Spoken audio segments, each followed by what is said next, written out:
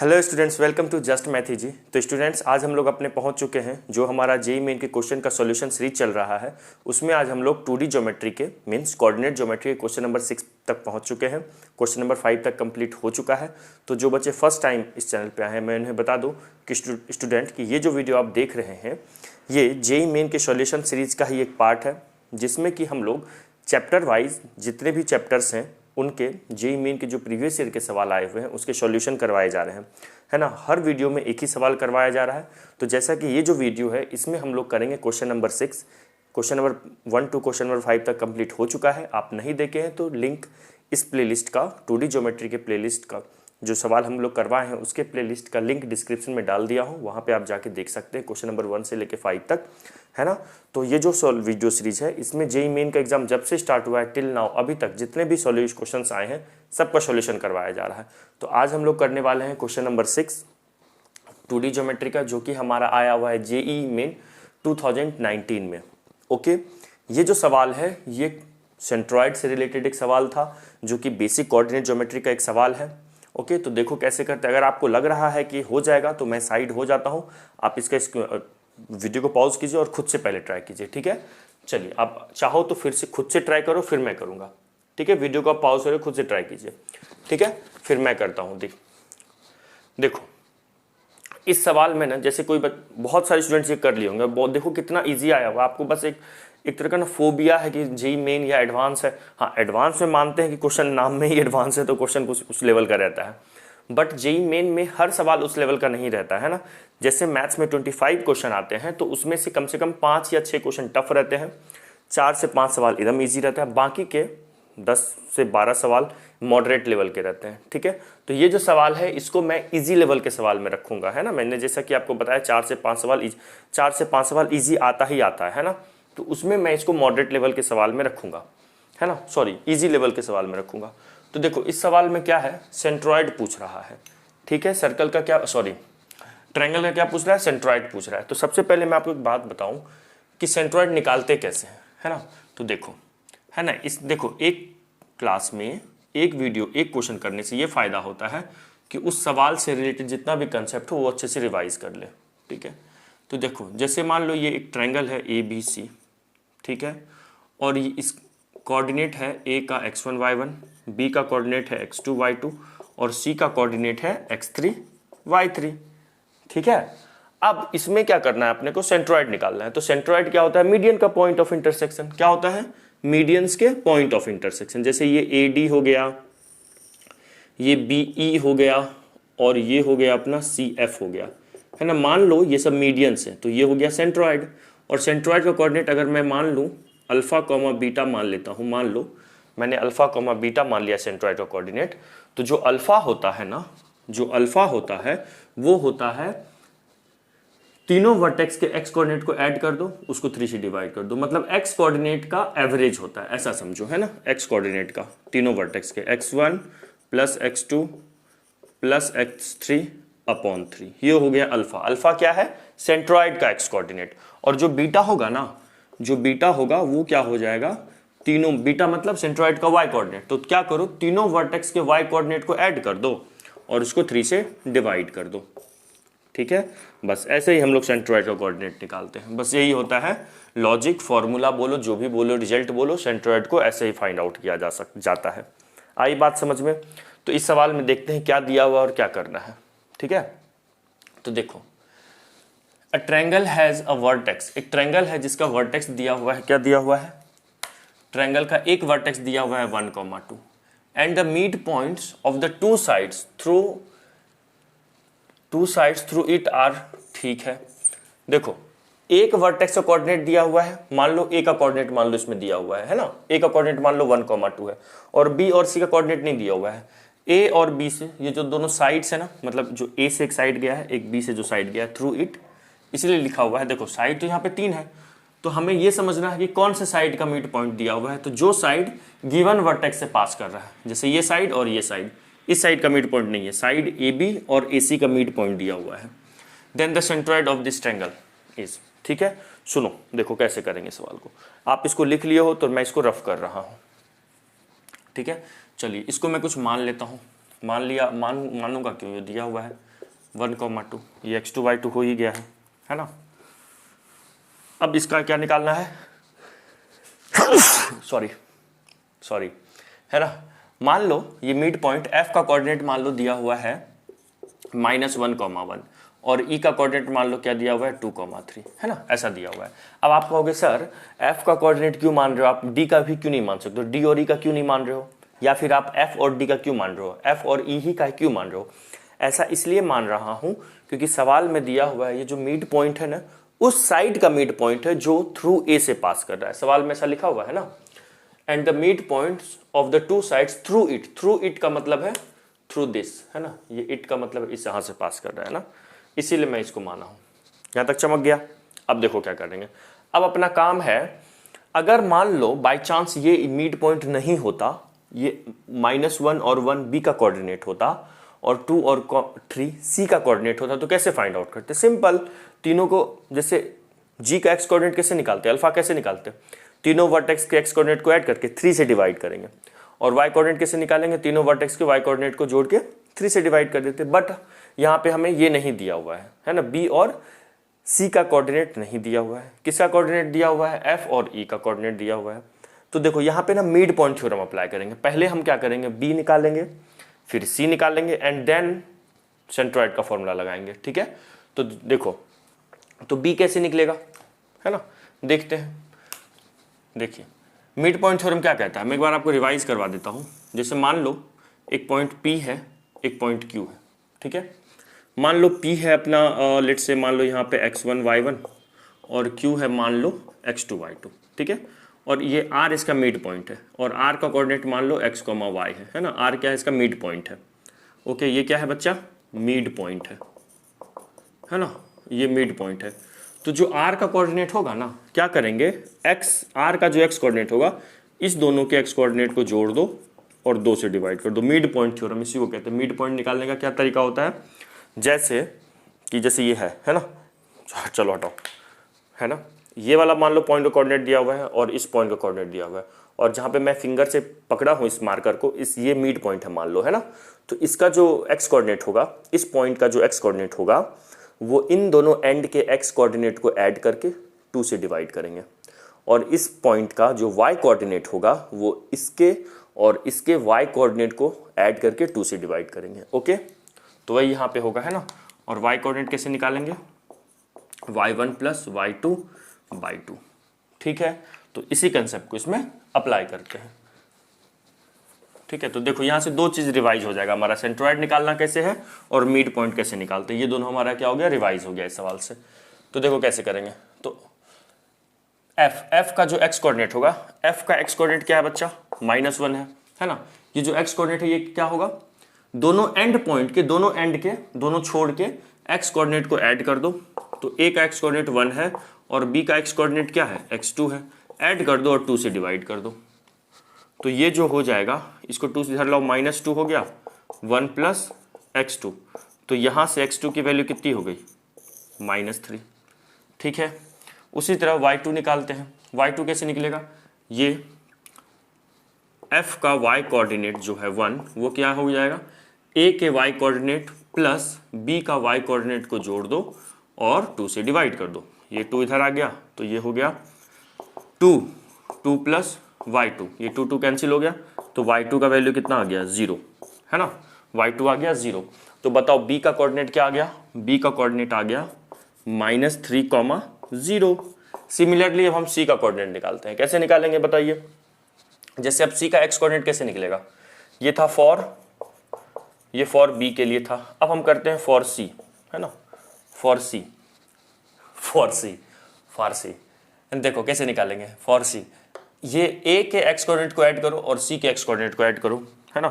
तो a का x coordinate plus c का x कोऑर्डिनेट को 2 से डिवाइड करेंगे, वो किसके इक्वल होगा, बीच वाले x कोऑर्डिनेट के इक्वल, बीच वाले पॉइंट के x कोऑर्डिनेट के इक्वल। बीच वाला पॉइंट क्या है, e, और e का x कोऑर्डिनेट क्या है, 2, तो ये 2 के इक्वल हो गया। इसको सॉल्व करते हैं, तो ये हो जाएगा x3 = 2 का कोई इधर ला 4, ये 1 इधर आ गया तो -1, तो x3 का वैल्यू कितना आ गया, 3 आ गया।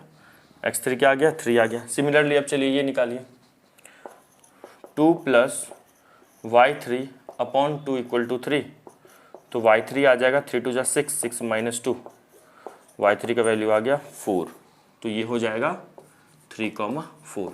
आई बात समझ में? मैंने कैसे निकाला? मिड पॉइंट थ्योरम अप्लाई करके मैं क्या किया, बी और सी का कोऑर्डिनेट निकाल दिया। अब हो गया, ए आ गया, बी आ गया, सी आ गया, तीनों तो आ ही गया है। अब क्या करना है, बस सिंपल सेंट्रोइड लगा देंगे। सेंट्रोइड कैसे निकालते हैं? सेंट्रोइड का एक्स कोऑर्डिनेट मतलब अल्फा कैसे फाइंड आउट होगा? तीनों वर्टेक्स के एक्स कोऑर्डिनेट को जोड़ दो, 3 से डिवाइड कर दो, तीनों वर्टेक्स के वाई कोऑर्डिनेट को जोड़ दो, 3 से डिवाइड कर दो, तो बीटा आ जाएगा। आया समझ में? ये जो फॉर्मूला ये क्यों किए, ये मिड पॉइंट थ्योरम लगाएं। क्यों लगाएं? बी और सी फाइंड आउट करने के लिए। बी और सी फाइंड आउट करने के लिए पहले मैंने क्या किया, मिड पॉइंट थ्योरम लगाया। एंड नाउ अब हम लोग अप्लाई करेंगे सेंट्रोइड का कंसेप्ट, सेंट्रोइड निकालने के लिए। तो यहाँ तक लिख लीजिए, फिर आगे करते हैं। लिखिए इसको, लिख लीजिए, मैं इसको रफ कर रहा हूँ। नाउ अब देखो, अब यहाँ से अब अपने को क्या करना है, क्या करना है जी? हाँ चलो लिखा हुआ है, मेरे को लगा मैं रफ कर दिया, लिखा ही नहीं, चलो लिखा हुआ है ना। तो देखो सेंट्रोइड निकालते हैं अब, है ना। सेंट्रोइड का कोऑर्डिनेट निकालते हैं, सेंट्रोइड जी, जो कि क्या है, अल्फा और बीटा। तो एक्स कोऑर्डिनेट क्या है, अल्फा, वाई कोऑर्डिनेट क्या है, बीटा। अच्छा मैं आपसे पूछूं एक क्वेश्चन, एक्स कोऑर्डिनेट को और क्या बोलते हैं? मतलब एक्स को, किसी पॉइंट का एक्स कोऑर्डिनेट और वाई कोऑर्डिनेट तो समझ में आ रहा है, एक्स कोऑर्डिनेट का एक और नाम है। जैसे आप लोग का भी कुछ ना कुछ, घर में कुछ और नाम होगा, बाहर कुछ और नाम होगा, है ना, उस टाइप से हर किसी का रहता है। तो एक्स कोऑर्डिनेट को और क्या बोलते हैं? मतलब एक्स कोऑर्डिनेट को और किस नाम से जाना जाता है, वाई कोऑर्डिनेट को और किस नाम से जाना जाता है? अगर आप जानते हैं तो प्लीज़ कमेंट में जाके बताइएगा, है ना। कमेंट करके बताइएगा एक्स कोऑर्डिनेट को क्या बोलते हैं और वाई कोऑर्डिनेट को क्या बोलते हैं। देखो, तो अल्फा निकालना है भाई साहब। अल्फा कैसे निकलेगा? तो तीनों ए बी सी के तीनों के एक्स कोऑर्डिनेट को उठाओ और ऐड कर दो, 1 + -3 + 3, और क्या करेंगे, 3 से डिवाइड करेंगे। ध्यान रखना, ये -3 + 3 कैंसिल हो गया, तो अल्फा आ गया 1/3। बीटा कैसे निकलेगा? बीटा वही करना है, मतलब वाई कोऑर्डिनेट कैसे निकलेगा, तीनों के वाई कोऑर्डिनेट को जोड़ दो, 2 + 0 + 4/3, तो ये हो जाएगा 6/3, और क्या हो जाएगा 2, तो बीटा का वैल्यू क्या आ गया, 2 आ गया, है ना। तो जो हमारा जी है, जी को हम लोग सेंट्रोइड को जी से डिनोट करते हैं, तो जो जी है हमारा वो आ गया 1/3, 2। जरा देखो ऑप्शन में है, देखो सवाल कितना इजी था, जेईई मेन 2023 में आया हुआ है, इतना इजी सवाल है ना। ऐसा नहीं कि बस सर पहले इजी आता था अब टफ आने लगा है। अब देखो ना, ये लेटेस्ट सवाल ही है। तो कौन सा सवाल है, सॉरी कौन सा ऑप्शन है, 1/3, 2, जरा बताओ। ए तो नहीं है, बी भी नहीं है, सी है, डी भी नहीं है। कौन सा आंसर है? सिर्फ ए गलत, बी गलत, डी गलत और सी इज द करेक्ट आंसर। आई बात समझ में? तो क्वेश्चन नंबर 6 कंप्लीट हो गया। अब नेक्स्ट क्लास में हम लोग करेंगे क्वेश्चन नंबर 7। ओके, तो आप जो बच्चे नहीं किए हैं क्वेश्चन नंबर 1 से लेके 5 तक, वो जाइए पहले, वो भी कीजिए, आपको जो डेफिनेटली फ़ायदा होने वाला है।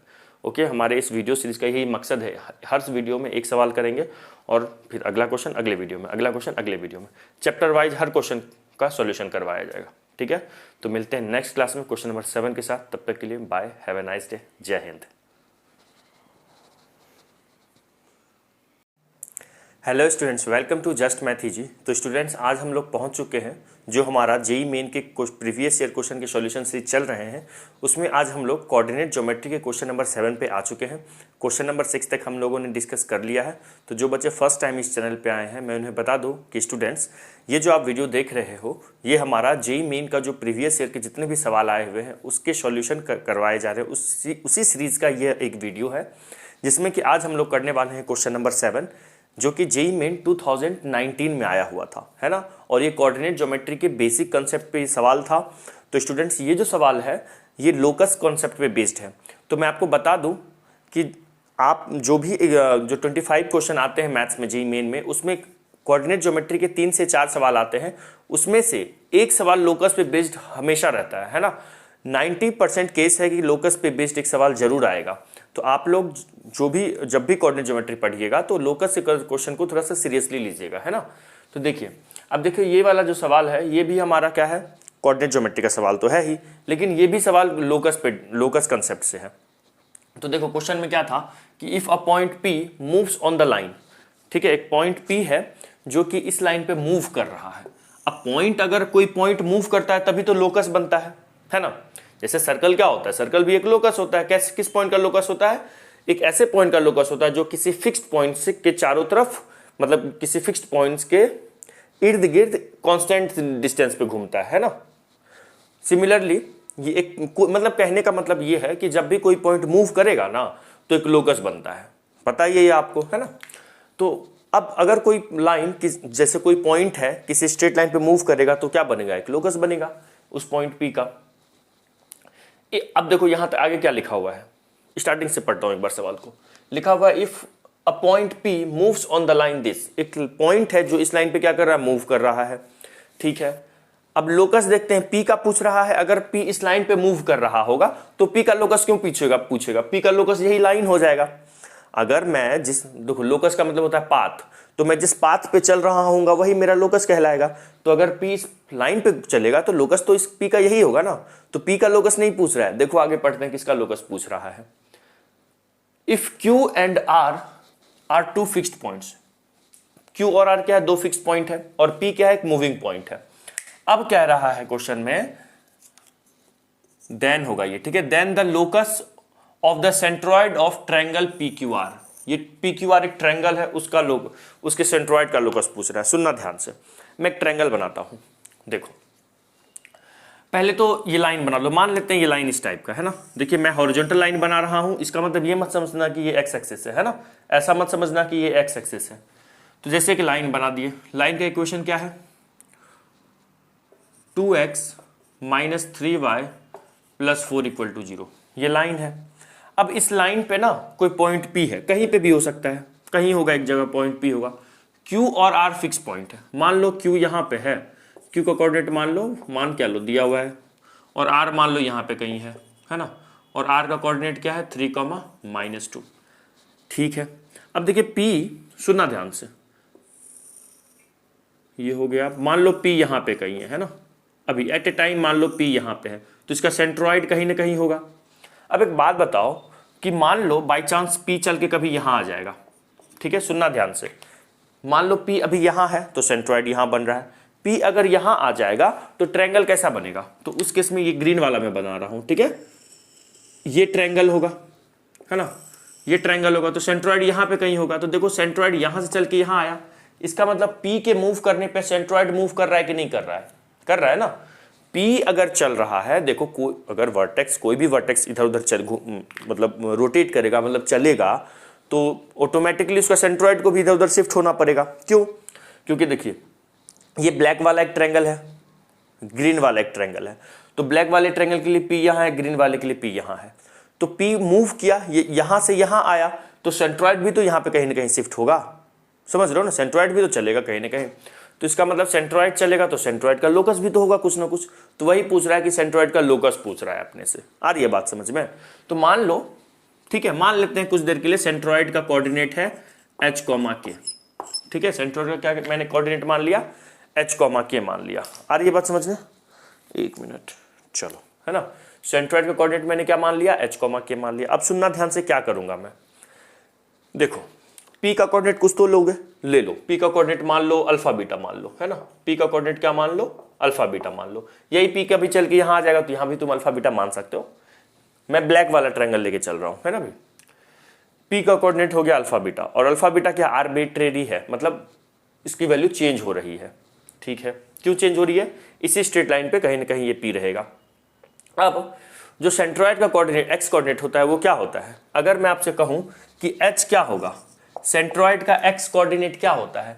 तीनों वर्टेक्स के x कोऑर्डिनेट का एवरेज होता है। मतलब तीनों वर्टेक्स के x कोऑर्डिनेट को ऐड कर दो और 3 से डिवाइड कर दो। तो एक वर्टेक्स अपना यहाँ पे P है, एक वर्टेक्स यहाँ पे Q है, और एक वर्टेक्स यहाँ पे R है। तो P, Q, R 3 वर्टेक्स है ना। तो देखो, तो जो h होगा वो क्या होगा? x को, h क्या है? सेंट्रॉइड का x कोऑर्डिनेट है। तो जो h होगा वो होगा, ये जो h होगा सेंट्रॉइड का x कोऑर्डिनेट, तीनों वर्टेक्स के x कोऑर्डिनेट को ऐड करो, अल्फा +1 +3/3 होगा। देखना ध्यान से, तो यहां से क्या हो जाएगा? h इक्वल टू अल्फा +4/3 ये होगा। अब आपको लगेगा इससे क्या हो जाएगा, इससे हम अगर हम कर भी ले तो कैसे निकालेंगे सेंट्रॉइड? सुनना, मैं क्या करूंगा, मैं यहां से ना अल्फा का वैल्यू निकालूंगा। आ रही है बात समझ में? सिमिलरली वाई कोऑर्डिनेट जब मैं सेंट्रोइड का निकालूंगा तो वहां से मैं बीटा का वैल्यू निकालूंगा। अब अल्फा बीटा का वैल्यू निकालने से होगा क्या, देखते चलो। अल्फा और बीटा का वैल्यू मैं एच और के टर्म में पहले निकालूंगा, देखते चलो। तो यहां से अल्फा इक्वल टू हो जाएगा 3h माइनस 4, बोलो ठीक है सर, आया समझ में यहाँ तक, ठीक है। ये हो गया h, और अब देख बताओ k क्या होगा, k क्या होगा, मतलब सेंट्रोइड का y कोऑर्डिनेट क्या होगा, वर्टेक्स के y कोऑर्डिनेट का एवरेज, मतलब वर्टेक्स के y कोऑर्डिनेट को ऐड करो 3 से डिवाइड करो। तो वर्टेक्स का एक y कोऑर्डिनेट क्या है, 4 है, उधर क्या है -2 है, और क्या है बीटा है, अपॉन में क्या हो जाएगा दोस्त 3 हो जाएगा, है ना। तो यहां से ये हो गया 1 मिनट, एच के है ना, हाँ ठीक है। तो यहां से ये हो जाएगा 3k equal to 4 minus 2, 2 plus beta, है ना। तो बीटा की वैल्यू क्या हो जाएगी 3k माइनस 2, बीटा का वैल्यू क्या आ गया 3k माइनस 2। अब सुनो, अब ये जो अल्फा बीटा है ये इस स्ट्रेट लाइन पे लाई कर रहा है कि नहीं कर रहा है, कर रहा है। तो अगर कोई पॉइंट स्ट्रेट लाइन पे लाई करता है तो वो पॉइंट उस स्ट्रेट लाइन के इक्वेशन को सेटिस्फाई करता है, यही होता है ना कंसेप्ट। तो अल्फा बीटा इसके इक्वेशन को सेटिस्फाई करेगा, तो क्या लिखेंगे 2 alpha minus 3 beta plus 4 equal to 0 होगा। ऐसा होगा या नहीं होगा, होगा। अब अल्फा और बीटा का वैल्यू पता है आपको क्या है, अल्फा का वैल्यू एच और के में क्या है, लिखिए जरा, लिखिए 2 इंटू अल्फा का वैल्यू लिख दो 3h माइनस 4 माइनस 3, बीटा का वैल्यू क्या है 3k minus 2 plus 4 equal to 0। 1 minute में जरा मार्कर चेंज कर लो, हाँ ठीक है। तो ये इसको सॉल्व करो, देखो h और k में एक इक्वेशन ले लो, जो इक्वेशन h के में बनेगा ना वही होगा सेंट्रोइड का लोकस। तो बस ये हो जाएगा, क्या हो जाएगा ये 3 2 जा 6, h माइनस 8 9k हो जाएगा, और ये हो जाएगा प्लस 6, ठीक है दोस्त, और ये हो गया 4 इक्वल टू 0। तो यहाँ से जो इक्वेशन होगा वो होगा 6h minus 9k, 6 plus 4 6 plus 4 10, 10 minus 2 10 minus 8 2 plus में 2, है ना, इक्वल टू 0। देखो h के में एक इक्वेशन आ गया, तो यही तो है। अब h को क्या रिप्लेस कर दो, h को रिप्लेस करो x से, और ना y k को रिप्लेस कर दो, k को रिप्लेस करो y से, है ना। तो जरा करके बताओ, तो यहाँ पे क्या हो जाएगा बताओ 6x, ठीक है, minus 9y plus 2 equal to 0, हुआ कि नहीं हुआ, हो गया। अब चलो ऑप्शन में देखते हैं, मतलब हमें एक इक्वेशन आया, एक लोकस का इक्वेशन आया। कौन से लोकस का इक्वेशन, सेंट्रोइड का, सेंट्रोइड का लोकस आया है, ये सेंट्रोइड का लोकस का है, लोकस का इक्वेशन है ना, सॉरी। तो कह रहा है कि देन द, अच्छा ठीक है, ये लाइन है एक स्ट्रेट, देखो सेंट्रोइड जब मूव करेगा ना, पी मूव करेगा तो सेंट्रोइड भी यहाँ पे स्ट्रेट लाइन पे मूव करेगा, कहीं ना कहीं मूव कर रहा होगा। अब है ऑप्शन है कि क्या ये लाइन जो होगा पैरेलल है एक्स एक्सिस के, नहीं, इसका स्लोप देखो ना, एक्स एक्सिस के पैरेलल होता है तो स्लोप 0 होता है, स्लोप 0 नहीं है। पहले इसका चलो स्लोप निकाल लो, इस लाइन का स्लोप क्या होगा, मैं आपको एक हिंट कर रहा हूँ। देखिए अगर कोई लाइन ना, मैं कहाँ बता दूँ, देखिए अगर कोई लाइन अपने जनरल इक्वेशन में होता है ना, जैसे ax plus B Y plus C होता है, तो उस स्ट्रेट लाइन का जो स्लोप होता है वो होता है minus coefficient of x upon coefficient of y। Coefficient of x क्या है, a है, कॉफिशिएंट ऑफ y क्या है, b है, ये होता है। तो यहाँ पे क्या हो जाएगा माइनस ऑफ 6 अपॉन माइनस 9, ये माइनस माइनस कैंसिल हो जाएगा, और ये आ जाएगा 3 2 जा 6 3 3 जा 9, है ना। तो स्लोप हो गया 2/3। तो सिंपल है बच्चे, आंसर दिख ही रहा है, ए गलत है, बी गलत है, सी गलत है, only D is the correct answer, है ना।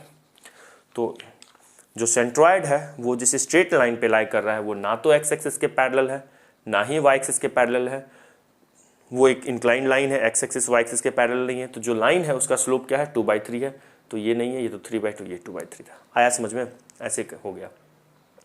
तो लोकस का सवाल ऐसा मत सोचो कि ऐसे होता है, सिंपल मैं हिंट कर रहा हूँ, जब भी लोकस का क्वेश्चन निकालना हो ना, तो जिस पॉइंट का लोकस निकालना हो उसको एच के मान लो, ठीक है। उसके बाद सवाल में जो भी कंडीशन दिया हुआ है ना उसके अकॉर्डिंग चलने का कोशिश करो। सवाल में दिया रहता है हिंट सब कुछ, लोकस वाले सवाल में आपको ढूंढना है कि कौन से कंसेप्ट का यूज करना है। आप कहोगे सर कैसे आएगा, तो मैं स्टूडेंट्स करवाऊंगा, लोकस पे क्वेश्चन करवाऊंगा, कहाँ पे, जो हमारा मेन क्लास चलता है मैं उसमें लोकस के क्वेश्चंस करवाता हूँ, है ना। तो यहाँ पे तो हमारा सॉल्यूशन सीरीज का पार्ट है, तो मैं क्वेश्चन का सॉल्यूशन बताना था मेरा मेन मकसद, है ना। लोकस के क्वेश्चन को कैसे करते हैं, कैसे अप्रोच करते हैं, इसको हम लोग करेंगे। जो हमारा जेईई मेन का जो क्लास चलता है उसमें हम लोग लोकस के क्वेश्चन सीखते हैं कैसे करते हैं, ठीक है। तो ये हमारा हो गया option number D is the correct answer. तो क्वेश्चन नंबर 7 तक क्लियर हो चुका है, 6 तक नहीं किए हैं तो कोऑर्डिनेट ज्योमेट्री के जो 2D ज्योमेट्री करके बना होगा, प्लेलिस्ट बना हुआ है, डिस्क्रिप्शन में लिंक डाल दूंगा, मतलब डाल ही दिया हूँ, और वहाँ पे जाके आप देख लीजिएगा। क्वेश्चन नंबर 6 तक प्रैक्टिस कर लीजिए, और ये क्वेश्चन नंबर 7 है। तो मिलते हैं नेक्स्ट क्लास में क्वेश्चन नंबर 8 के साथ, तब तक के लिए तैयारी में लगे रहो। जय हिंद।